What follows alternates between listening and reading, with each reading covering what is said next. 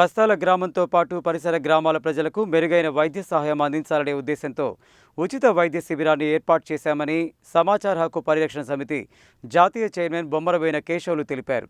ఈ కార్యక్రమానికి సహకరించిన అందరికీ ధన్యవాదాలు తెలిపారు. చండూరు మండలం కస్తాల గ్రామంలో బొమ్మరబోయిన మల్లయ్య 5వ వర్ధంతిని పురస్కరించుకుని ఆయన కుటుంబ సభ్యులు మరియు సమాచార హక్కు పరిరక్షణ సమితి ఆధ్వర్యంలో గ్రామంలో ఉచిత వైద్య శిబిరం ఏర్పాటు చేశారు. ఈ వైద్య శిబిరాన్ని బొమ్మరబోయిన మల్లయ్య సతీమణి బొమ్మరబోయిన జయమ్మ ప్రారంభించారు.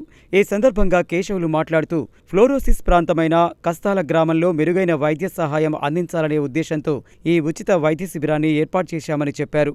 జనరల్ ఫిజిషియన్, కంటి వైద్యం, ఎముకల వైద్యం, దంత వైద్యం, నరాల వ్యాధి, గుండె సంబంధిత వైద్య నిపుణులు పరీక్షలు నిర్వహించారని, మరిన్ని వైద్య పరీక్షలు అవసరమైన పక్షంలో నార్కట్పల్లిలోని కామినేని ఆసుపత్రిలో నిర్వహిస్తామని తెలిపారు. ప్రజలకు ఉచితంగా వైద్య పరీక్షలు నిర్వహించడంతో పాటు ఉచితంగా మందులు సైతం పంపిణీ చేశామని, ఈ కార్యక్రమానికి సహకరించిన అందరికీ ధన్యవాదాలు తెలిపారు.